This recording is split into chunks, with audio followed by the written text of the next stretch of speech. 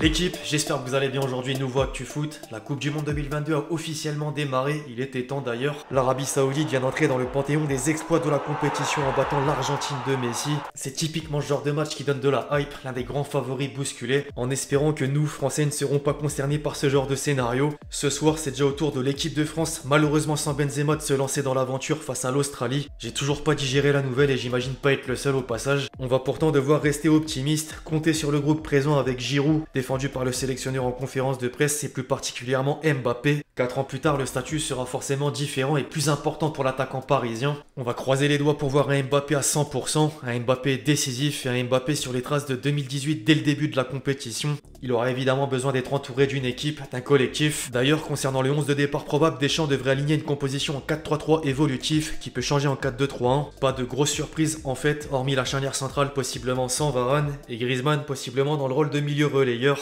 J'ai vu que beaucoup le jugeaient capable d'apporter dans les tâches défensives. Ça tombe bien car Griezmann a justement répondu à la question dans Téléfoot en disant qu'il essaye d'être un joueur très complet, tant offensivement que défensivement, et en quelque sorte, c'est une confirmation que oui, pourquoi pas. Enfin bref, personnellement je sens bien une victoire des Bleus d'entrée, même si ça va pas être facile. Les amis, au passage, vous savez que Betclic m'accompagne depuis quelques temps, il manquera forcément pas la règle pour le mondial. C'est le moment de rappeler que vous avez jusqu'à 100 € remboursés sur le premier pari avec le code LEXCITY, remboursé en crédit non retirable s'il est perdant. Vous connaissez la recette, pour les intéressés le lien est dans la description ou en commentaire épinglé. Bien sûr, je veux toujours en fonction de vos moyens, faites très attention aux risques et il faut être majeur. Il faut être majeur.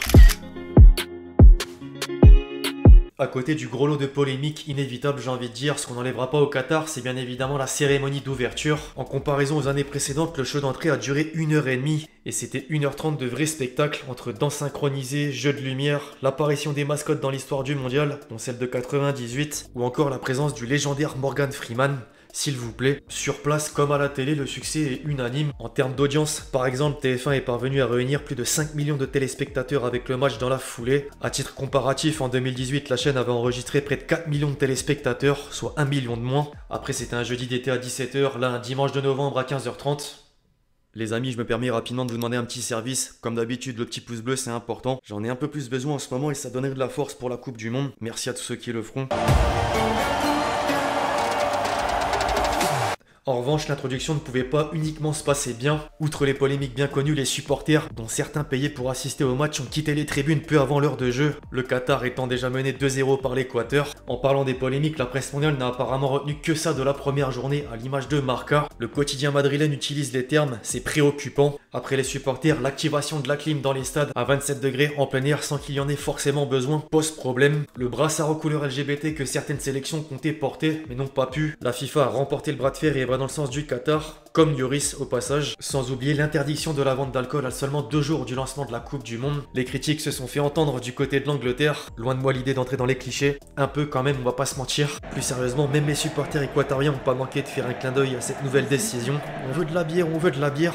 Le président de la FIFA a vraiment pas fini de se justifier. Après, j'avoue que parfois son discours est plutôt sensé, particulièrement sur le sujet abordé justement. Pour en venir aux sportifs à proprement parler, le Qatar n'a pas vraiment réussi son entrée en lice, même pas du tout. En perdant 2-0 contre l'Équateur, le Qatar est devenu le premier pays hôte de l'histoire du mondial à perdre son premier match. La stat fera pas plaisir aux pays organisateurs, mais en même temps quoi espérer avec aucun tir cadré. En tout cas, les médias qataris ont préféré ignorer la rencontre pour plutôt parler de la cérémonie d'ouverture. Là, c'était extraordinaire aux yeux de Qatar Tribune. Jour numéro 2, ensuite on a eu le droit à bien plus de spectacles sur le terrain, je dis bien. L'Angleterre a littéralement atomisé l'Iran sur le score de 6-2. La jeunesse a vite fait la différence avec Bellingham à l'ouverture du score, Saka doublement buteur, ou encore lorsqu'un Rashford n'était pas sur la feuille de match, il entre en jeu et lors de son premier ballon touché, ça fait mouche. Les tabloïds anglais étaient logiquement ravis de débuter comme tel. Au-delà du résultat et des principaux acteurs, il y a peut-être une remarque à faire concernant l'arbitrage. Depuis le début de la compétition, les temps additionnels sont...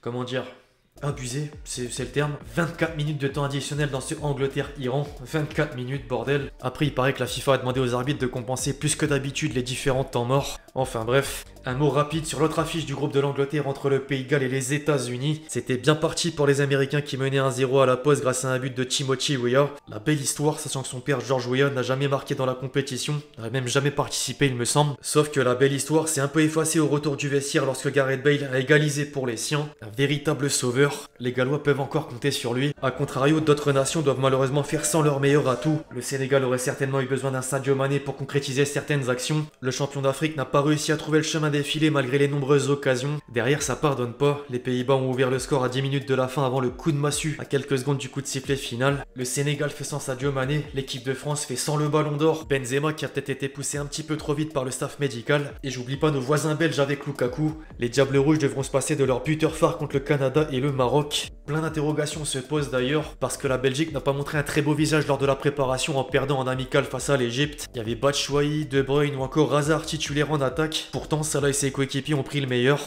La génération dorée arrive petit à petit à sa fin. C'est pas Hazard qui me contredira, au contraire. Il a récemment avoué ne plus avoir le niveau de 2018. Mentalement et physiquement, c'était compliqué au cours de ces dernières années. La blessure l'a pas aidé non plus.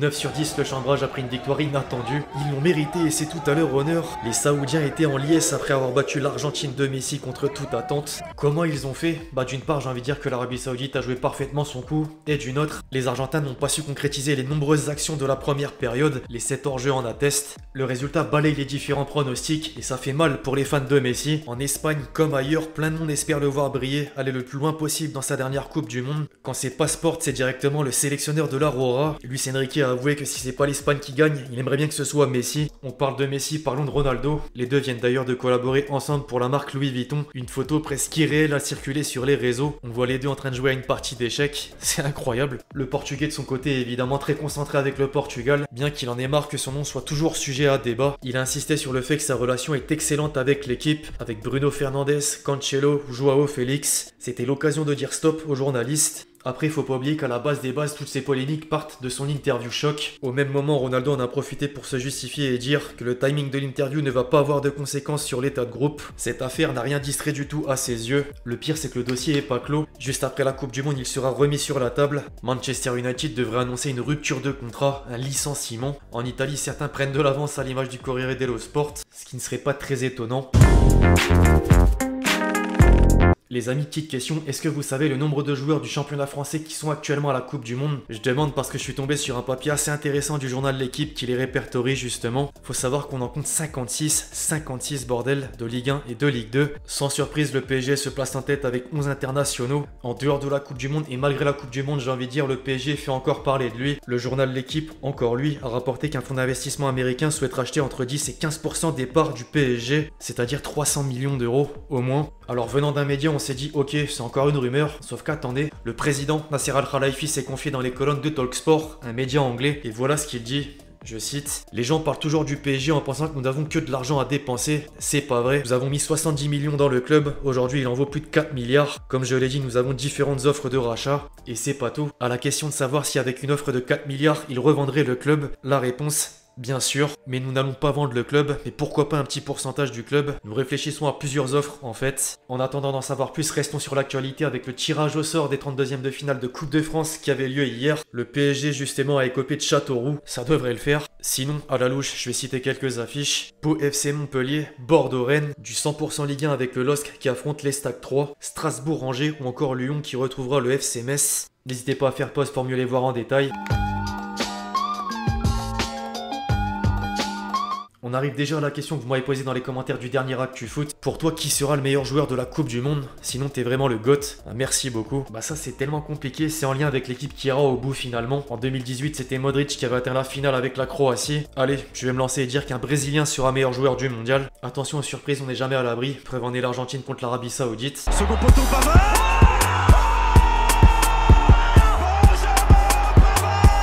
Avant de clôturer la vidéo, il y a déjà matière à faire un top but avec les 3 premières journées de la Coupe du Monde.